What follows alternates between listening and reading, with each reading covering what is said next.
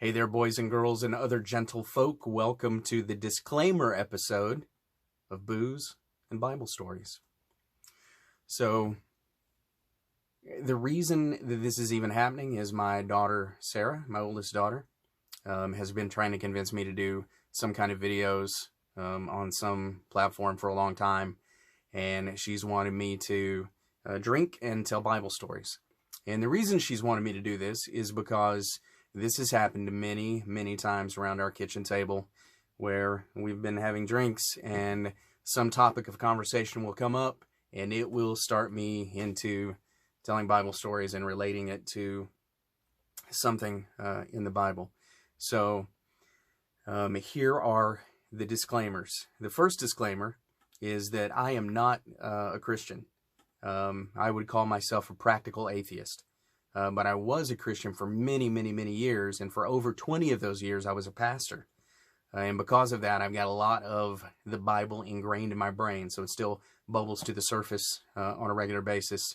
And my daughter feels like the way that I relay some of those stories is amusing, and she thinks that somebody else may get a kick out of it. So that's the purpose for these videos in the first place. The first disclaimer would be, it is not my intention to offend or to hurt anyone's feelings or to disparage anybody or to make fun or to be disrespectful. That's not my intention at all. I still have a great deal of respect for the traditions and for the text and for a lot of things associated with Christianity. So it's not my intention to make fun or to mock or to do anything like that.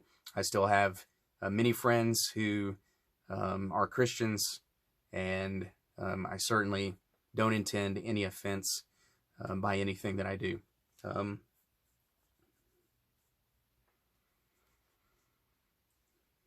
Let's see.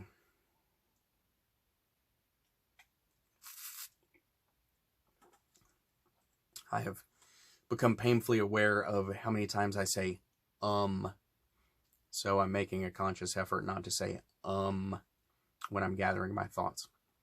So, see, there we go. This is how anal about this I am. I've played with the position of the camera for 10 minutes because I was worried about the way the lines of the wood in the background being lined up with the camera are. I'd rather them be straight and for me to be crooked because it drives me nuts. If I watch it later, it'll drive me crazy. I just said again. That's another thing. I've recorded this video twice already, and now I'm doing it a third time because I was upset about how many times I said And of course, I'm also doing it for the third time because I've been drinking the entire time I've shot the previous two videos, and so now I'm just intoxicated enough to not care and to just ramble on and tell you all of the things that are driving me nuts right now. What else is driving me nuts? I did it again. I need to have like an jar where I put $1 in the jar every time I catch myself saying in the video. If it drives me crazy, I know it would drive you crazy. Let's see. Oh, the first video I had to scrap because I realized that it looked like this. You could just, the shot was right up my nose. And I don't have the tiniest nose. And so that shot right up the caverns there wasn't pretty. So that one wasn't going on YouTube. This one, where I talk about all this ridiculous bullshit, will end up on YouTube. So there you go. That's the irony there behind all that. What else? See, I was going to say but I didn't do it. What else drives me nuts about this process? I'm just a perfectionist. So I want to tweak every little thing. I played with a microphone for 10 minutes because I had this microphone. I said again. Son of a bitch. I have this microphone that I used on one of the videos, and 30 seconds into the stupid video, you hear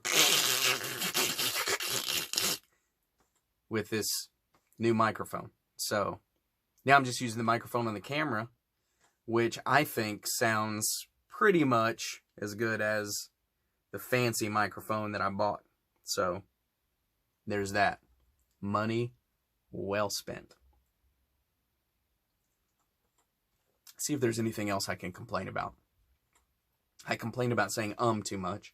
I complained about the backdrop. I complained about the microphone. I complained about my perfectionism. I think that will about do it. Okay. So where were we?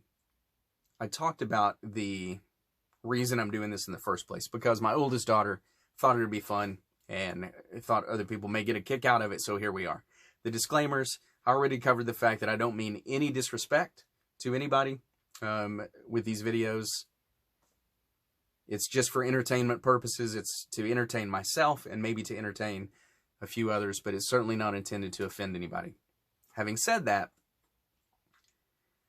it's likely that some of you are going to be offended, and here are the other disclaimers. So there's not necessarily going to be any accuracy. I don't know if you saw that. There was like a tiny moth that flew right in front of me. Anyway, there's not going to be any accuracy here. So I'm going to be telling these stories from memory, and it's been a while, and I may not get all the details right, and you may not agree with the theology behind it. So did I just say again? Fuck. So if you're a biblical scholar or theology student or armchair theologian or anything like that, you're probably not going to be happy with my retelling of some of these stories. And if that's the case, and you want to get in the comments and complain and be angry or show how much you know, there's really no point to it, because I'm telling you right now, it's not going to be accurate. You're not going to probably agree with it. So it would be pointless for you to get into the comments and complain. Now, having said that, I'll give one caveat. If complaining makes you happy, then please complain away. I think that the world is a very difficult place. I think it can be very dark and very trying and very hard. And I want to give everybody plenty of room to pursue things that make them happy. So if it makes you happy to complain in the comments on any of these videos, then please knock yourself out. Which leads me to the next disclaimer. I don't give a fuck what you think or what you say. So the next disclaimer is the language is probably potentially going to be offensive for some people, because I may say fucking shit and damn and whatever. And if that language is too strong for you, then these probably aren't the videos for you, and you can go ahead and stop watching now. And don't complain about it, because I warned you ahead of time. Unless, of course, complaining about the language makes you happy. And then knock yourself out, because I don't give a fuck. So I talked about, did I just say again? Shit. So I talked about, I don't intend any disrespect. The biblical details are not going to be accurate. There's going to be foul language. I did it again. Hopefully by the time you watch future videos, I won't be saying all the time, because I will have worked on that. When I did public speaking on a regular basis, and I did for many, many years, I had actively trained myself or broken myself of the habit of saying but I haven't done public speaking in a long time. So obviously the has returned. And I think I just said if you caught that, in between the ums. So that's ridiculous. What other things are important to tell you? I said again. Fuck.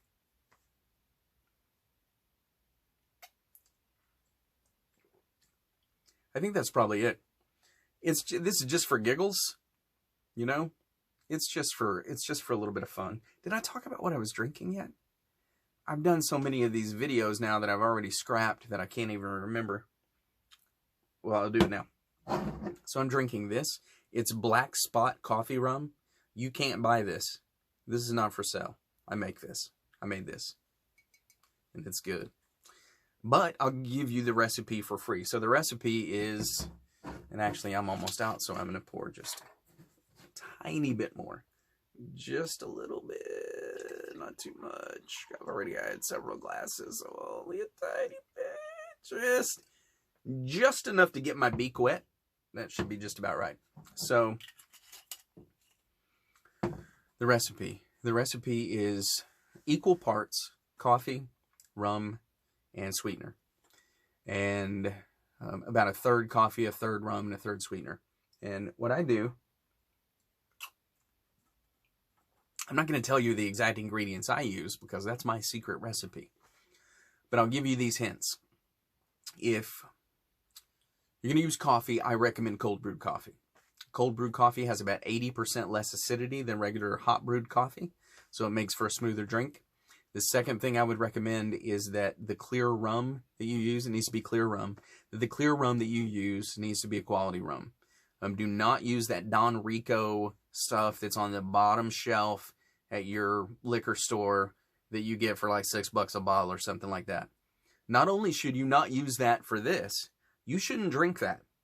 That rum on the bottom shelf for $6, that rum is for cleaning your lawnmower parts or getting paint out of brushes or something like that. That's not for human consumption. Don't drink that.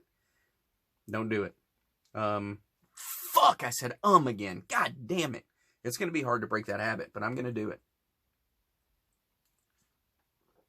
What else? Cold brewed coffee. Use a decent rum. Fuck, I said again. Rum dum. Shit. Use a decent rum. A clear rum. Something that's at least probably about $15. Something that you could drink straight. I know you guys are probably not drinking clear rum straight, but something that if you drank it straight, it wouldn't be the worst thing in the world. I almost said again, but I caught myself. So use a decent rum, and then the sweetener that you use should not have any other additives. It should just be the sweetener. So I use pure cane sugar syrup. It's just pure cane sugar and water. That's the only ingredients in it. So if you use a sweetener, don't use something that has citric acid or ascorbic acid or one of those other preservatives because it's going to give it a weird twang, at least in my opinion, and it diminishes the overall quality of what you're making. So my recommendation is use something that's natural and pure. So pure cane sugar, honey, agave, something like that. But whatever you use, don't use something with acids in it that are preservatives because they give it a weird taste. And then play with the ratio. So a third each is the basic ratio. What I make is not exactly that because I've tweaked the ratio just a little bit for each one of those items until I've dialed it into exactly what I prefer. But maybe you like it sweeter or less sweet or with more of a coffee flavor or less, or you like that to still have a little bit of kick from the rum. And so play with the ratio until you get it the way you like it. Maybe a recipe for the cocktail will be something I do on all these videos in the future. I don't know. Well, I think that's it. I've given my disclaimer. I've complained a lot. I've said more times than I can count at this point. I think that's it. All right. Well, until next time, Skål.